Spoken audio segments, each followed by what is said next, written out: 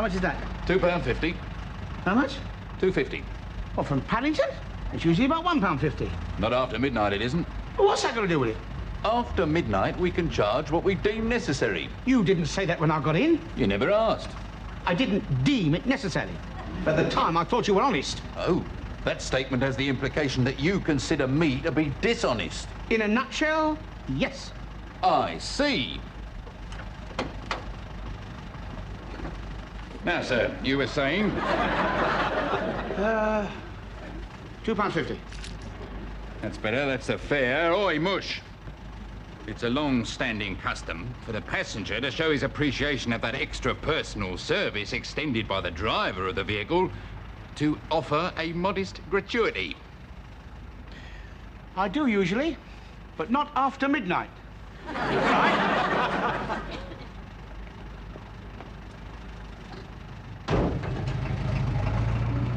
You stupid, thieving, ugly, great... Right. Nice journey. Drive carefully.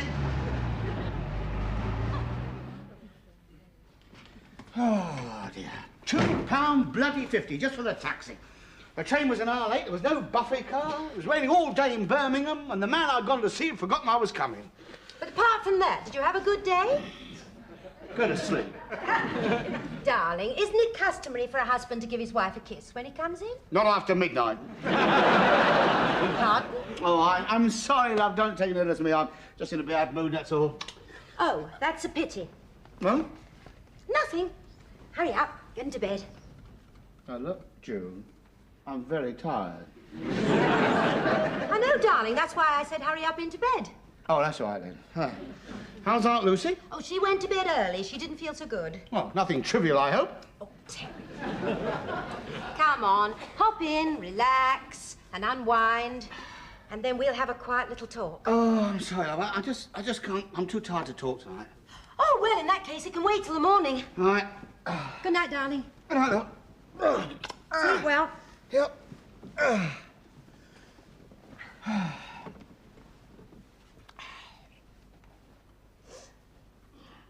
June? What can wait till the morning? Oh, nothing. Don't worry about it. Ah. June? What is it I'm not supposed to worry about? I told you it was nothing. It doesn't matter. It was only a little accident.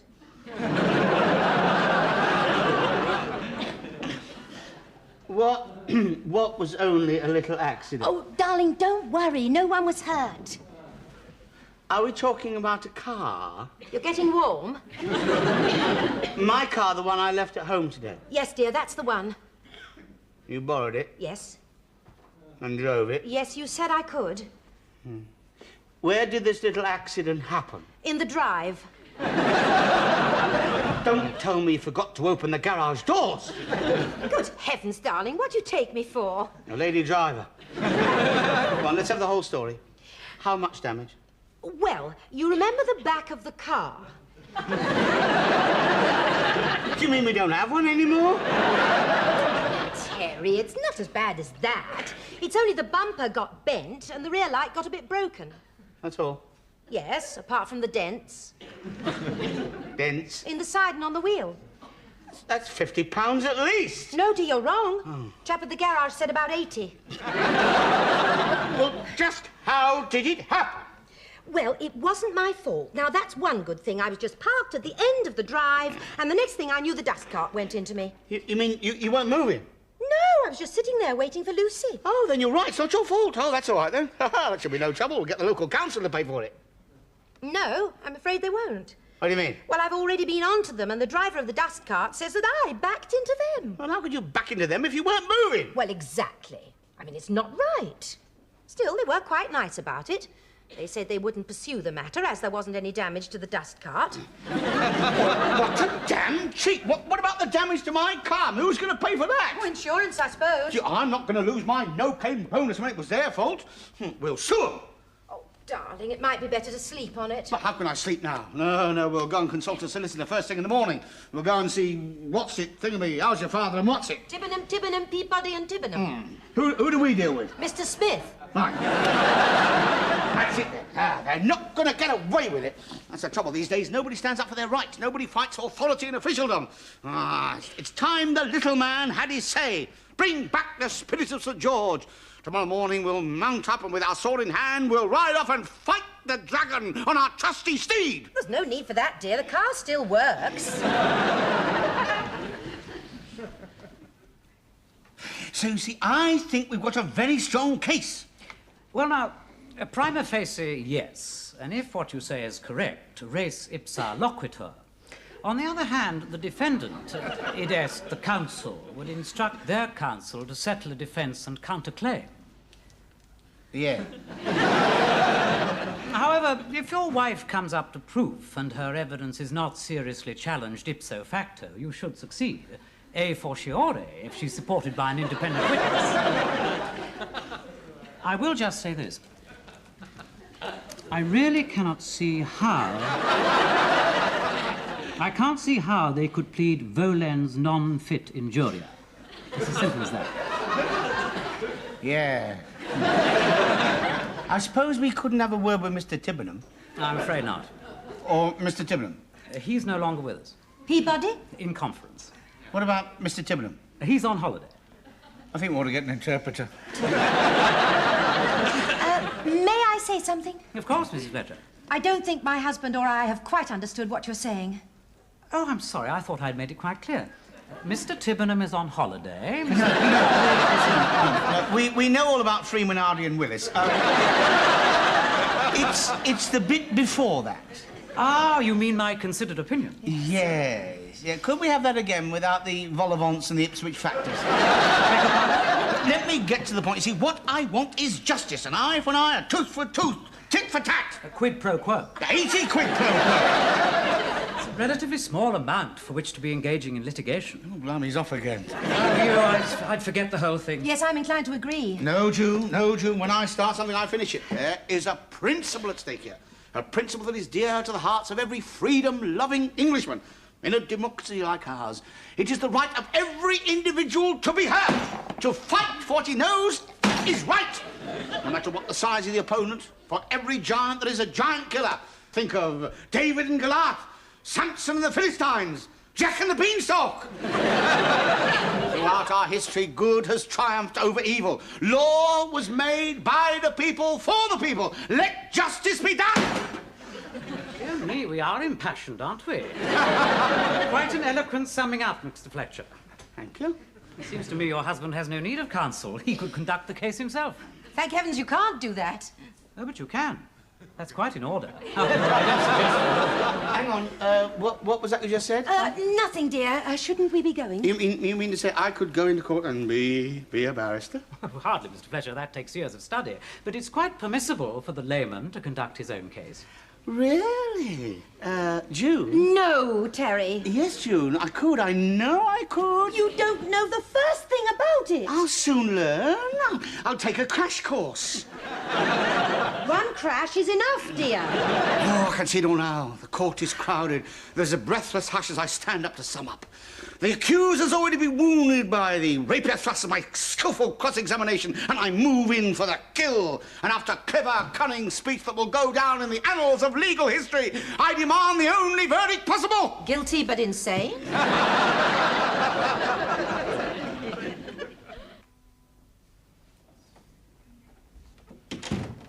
Here we are. Brought you a cup of coffee. Thank you. Haven't you finished it yet? Hang on. Can't say I haven't done my homework. Look at that. What is it? It's my opening speech. Wouldn't it be simpler if I just gave you the £80? You could stop it week by week out of my housekeeping. Oh, don't be silly. I'm silly. You know I never wanted to go along with this in the first place. I keep telling you it is the principle of the thing. Well, I'm fed up with your principles. Do you realise what you're doing to us, Lucy and me? We'll be nervous enough in court being cross-examined by a proper barrister without having to listen to you making a travesty of British justice. Don't be silly, of course I won't. Good heavens, I've learnt a lot in the past few weeks about the law. Oh, it's come a long way since the early custom of shoving you in the stocks and pelting you with rotten vegetables. Yeah, well, let's hope they don't bring it back on Tuesday the 14th. Is this my coffee? No, that's Lucy's. Will you wake her up? Oh, Lucy, wake up. Come on, Lucy, come on, love. Come on. I was looking out of my bedroom window when I saw the coffee. Not now, dear, not now. There's your coffee. See? Poor Lucy, it's preying on her mind. Ah, she's got vital evidence, haven't you, dear? Yes, dear. I do hope I don't let you down. There's so much to remember. Now, what's that bit about the driver's offside and June's backside? Near side, near. She's my key witness, near side. Oh, dear, near. Yes, I remember. Yeah, oh, by the way, when did the dustman call? Thursdays, why? Well, stay indoors and keep out of sight. I don't want my witnesses got her. Terry, you've been watching too many American TV films. Yeah, and what always happens, eh? Someone whose testimony is vital to the case suddenly gets bumped off. Oh. Hey, you don't think the Gunnersbury Hygiene Syndicate is going to tip us in the crusher? Oh, let's get on. There's so much to do. I can't think why they call it a brief. What are you going to wear, dear? We mustn't clash. Oh, well, I thought... Please, I must have silence in court. I'm trying to practice my legal expertise. Oh, not again, dear. I'm sick of being the judge. Don't bother. I'll use Gunga Din. He looks more like a beak anyway. And so, my lad, my modus operandi pro tem in this cause célèbre is to establish the status quo. Hello. Shut up. We have heard the pros and cons, the sine qua non of such a case, but the true facts, in veritas, have yet to be proved. So I put it to you that per se, the whole case has been something of a non sequitur. Semper fidelis, adesti fidelis, and per ardua ad astra. Rubbish. Don't you start. Come on. I'm going to have a drink. Hello. I think he's been called to the bar.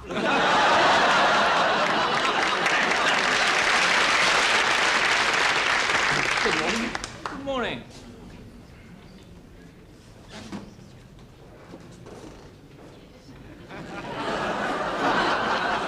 Doesn't that man look like Teddy? It is Terry. Oh, Lucy, what's he doing dressed up like that? Morning. Shh.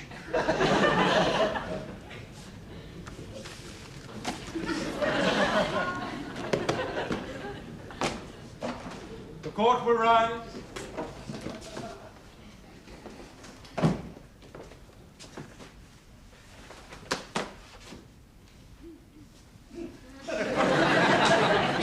This court is now in session in the case of Fletcher versus Gunnersbury Council. Who appears for the defendant? I do, Your Honour. Ah, Mr. Robinson, good morning. Good morning. And who appears for the plaintiff? I do, my lad. No. You address me as Your Honour. Your Honour. Your Honour. Oh, how very kind. Thank you, my lad. No. You address me as Your Honour. I see. I take it you are practicing. Oh, no, this is it. This is the real thing. I don't think I know you, do I? In whose chambers are you? My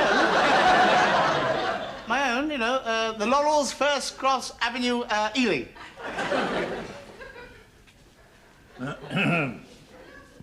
Is this man a barrister? Who are you? I'm the plaintiff, Your Honour. Fletcher, I'm appearing for myself. And might I ask what you're doing in those robes? Well, I thought it was the correct dress, you know, when in Rome. Where did you obtain them? Bernard Gold and Sons. Theatrical costumist. This is not a charade, Mr. Fletcher, and I must point out that it is an offence to impersonate a member of the legal profession. Sorry, Your Honour. Kindly remove them at once.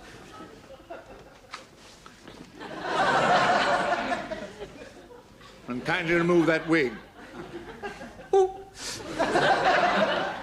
Hang on, it's pinned up a bit. Suppose you have the same trouble yourself, do you?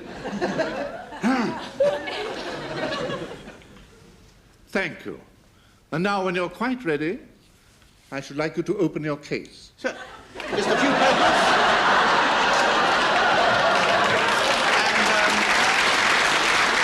Packet of soap pastels, that's all. You know? No. Present your evidence. Oh, yes, sir. Your Honour, my lady friend, clerk of the court, usher, ladies and gentlemen. I have here a piece of paper on which I've written a few simple words. What are they, you ask? Good question, I will tell you. To repair a motor vehicle, as per estimate, parts and labour total £81.50.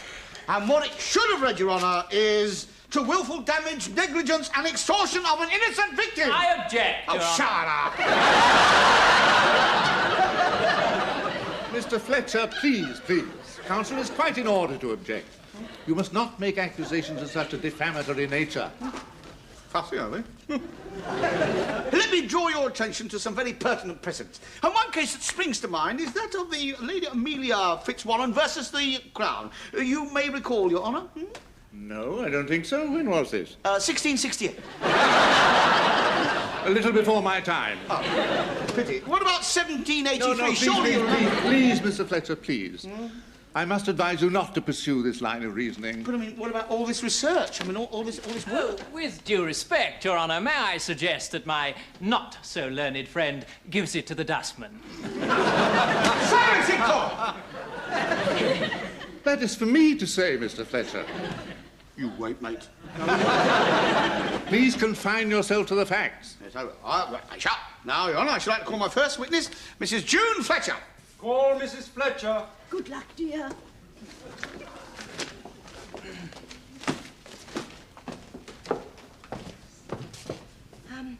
I swear that the evidence I shall give will be the truth, the whole truth, and nothing but the truth. How are you? Mrs. June Fletcher, housewife of the Laurels, Farescroft Avenue, Ealing. Yes, dear. Yes, it's quite sufficient. Yeah. Now then, Mrs. Fletcher, kindly tell the court how, on the morning of the accident, you were stationary in the car when that idiot banged into you. Object. What, again? Quite right, Mr. Robinson. You must not lead the witness. Now, ask the question again. All right, then. I'll put it another way. Mrs. Fletcher, who was the twit who clobbered you? Honour, I object. You're being very objectionable this morning. Your questions must not contain these derogatory inferences. Now, madam, will you please tell us what happened? Yes. Well, on the 6th of July, I was getting the car out to take my aunt to the shops, but she wasn't quite ready, so I stopped to wait for her. And while I was parked at the end of the drive, I suddenly felt a bump and realised that the dust cart had gone into me. And were you stationary? Yes. I did. And then what happened? Well, I got out of the car, and so did the dustman, and he said something to me. Will you tell the court precisely what he said? Leaving out the swear words? Yes. Nothing. I see. And what was your reply? I said it wasn't my fault. Of course it wasn't, Your Honour. Here stands a woman of the utmost integrity. Oh, thank you, darling. Please, Mrs. Fletcher, remember this is a court of law. And kindly keep your terms of endearment until we are in camera. Oh, yes, very, very good. Thank you, Your Honour. Just one last question. At the time, were you aware that the vehicle was in the vicinity? Oh, yes, I could hear that machine thing grinding. But you didn't know at the time that you were in for a bump and a grind.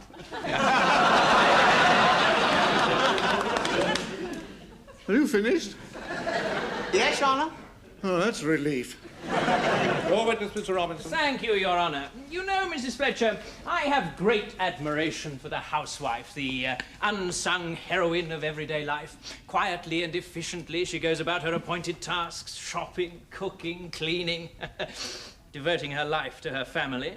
So much to do, eh, Mrs. Fletcher? Yes, it is a full-time job. Of course it is. A million things to think of. So much going on in that pretty head of yours, eh? Objection, Your Honour!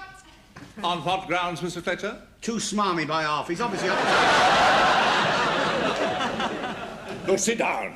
Ooh, very chancery lane, I must say. I put it to you, Mrs. Fletcher, that when you were backing into the road, your mind was on other things. In fact, I suggest that you suffered a momentary lapse of concentration. Oh, no, that's not true. My aunt called out from the window to say she wasn't ready. Ah, then I suggest that your attention was diverted, Mrs. Fletcher, and furthermore, I suggest that you were looking up at the window and not at the road behind you. Well, yes, That's all, thank you. No more questions. Anything further to say, Mr. Fletcher? Yes, Your Honour. My suggestive friend here has missed out one vital point. At the moment of impact, your handbrake was on, I believe. Oh, yes, definitely. Thank you. Need I say more? You may step down now, Mrs. Fletcher. Thank you. Any more witnesses, Mr. Yes, I should like to call Mrs. Lucy Villiers. Mrs. Lucy Villiers. Oh, dear. Have I the court's permission to assist this very dear old lady to the stand? It's all right, dear. I can manage. All right, I'm only acting. She insisted on doing it without her sticks today. Dear me. In you go, in you go. Take it easy. You've got one life.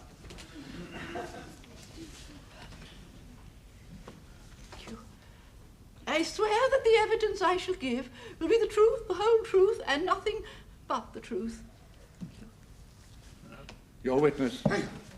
Are you, Mrs. Lucy? Are you Mrs. Lucy Villiers, widow of the late Captain Percival Villiers, formerly with the Rajput Regiment in India and latterly tea taster for PG Punjab tips? Oh,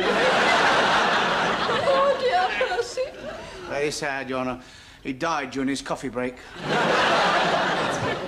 Is this relative? Only by marriage, Your Honour.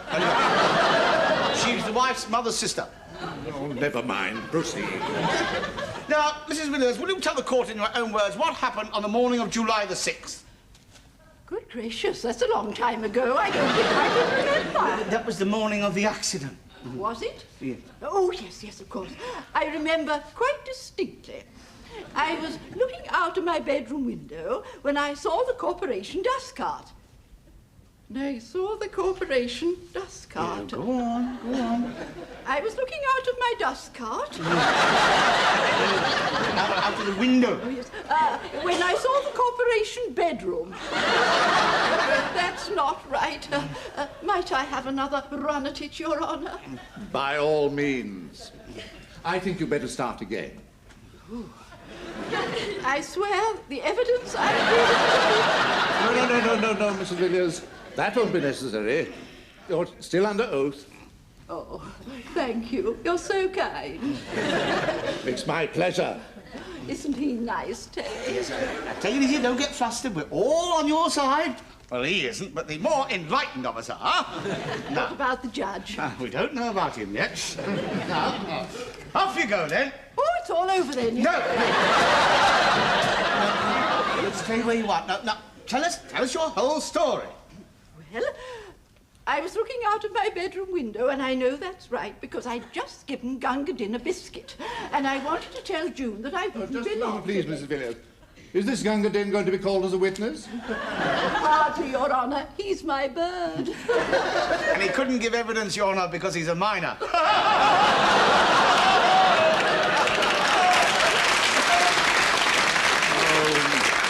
Most amusing, most amusing. Go on. Well, that was why I was looking out of my bedroom window. And when I saw the desperation corp cart, I mean... Could we adjourn for a few moments? I'm afraid not. Thank you, Your Honour, because by now I think it's quite clear that there's very strong evidence of collusion. Ah, that's right. Thank you, young man. The dust cart was in collusion with the car. This is the bit that's been throwing me. And the outside rear side went into the inside offside and ended upside down side. You can have your witness. I can see very little point, Your Honour, in cross-examining this witness. She's incapable, incoherent, and totally unreliable. I'm afraid at my age it's too great an ordeal. Yes, my dear. Mr. Robinson, I find your remark somewhat offensive. We of this profession should learn that the law must temper justice with compassion. I humbly apologise, Your Honour. Mr. Fletcher, would you care to assist Mrs. Villiers to her seat? Sir. Come along. Sit down. Come along. Mind your business. That's it. Come on. That's all right. That's all right. And don't cry. Shh. I'm acting too. and I reported it to my superiors. Thank you, Mr. Grubb. As the driver of the dust cart, I think your lucid testimony has clarified the situation. No more questions. Your witness. Yeah. Now, Mr. Grubby. The name's Grubb. I'm sorry, Grubb. As one whose appointed task is the collection and disposal of litter, may I say that you've just given us the biggest load of rubbish I've ever had? Now, tell me, Mr. Grubb, how long have you been driving? 21 years in July. I haven't finished the question. How long have you been driving in other people's cars? I object, Your Honour. Disregard that question, Mr. Grubb. No skin off my nose. Mr. Grubb, are you happy in your work? Happy? Oh, yes. I'm ruddy delirious. I mean, it's a bundle of laughs, isn't it, hey? Out in all weathers, humping dustbins about, tipping out potato peelings, tin cans, broken bottles, all the muck of humanity. I tell you, mate, getting rid of rubbish is an empty life, and the monotony, day in, day out, all the stinking rubbish, and at the end of the day, when you get home, what happens? The wife knows you're coming before you get to the front gate. And the noise, the throbbing of the engines, and the sound of the crusher reverberating in your ears, and Fred and Charlie banging on the side, move it up, Sid, it's enough to drive you up the wall. Or into other people's cars, Your Honour. And all you can do is sit in the cabin, in the sweat and the stench, and daydream. 8 score draws and it'd be off.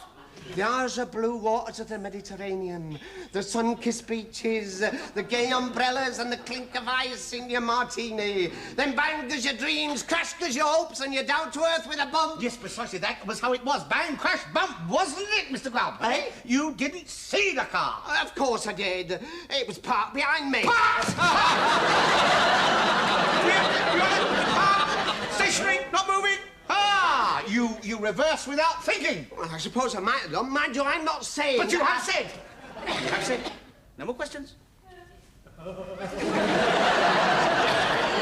The ball is in your court, Your Honour. Thank you, Mr. Fletcher. Mr. Robinson, in view of the admission from this witness, have I any alternative but to fine for the plaintiff? No, Your Honour. Very well, then. Damages have been agreed. Judgment for the plaintiff for £81.50. Have you incurred any expenses, Mr. Fletcher? Well, how very kind of you. Yes, it did cost me a bit to hire the wig and the gown. I'm afraid that's a mistake you'll have to pay for yourself. Well, should we just settle for a refill for the ballpoint pen and a packet of float pastels? Naturally. I did spend quite a bit on writing paper. Ah, yes. Yes. And you don't have to prove that was stationary as well, eh? I like it, I like it. So we say £5 costs? Thank you very much, Your Honour. Sorry, son, you can't win them all. The court will rise.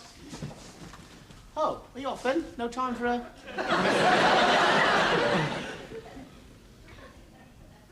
Is that a yes? Oh, dear, there's no justice.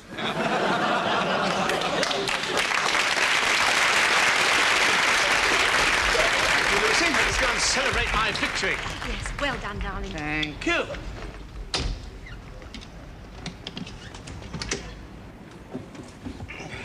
But I'll never know how you got away with it. Simple, love. All it takes is skill, judgment, and knowing exactly what you're doing.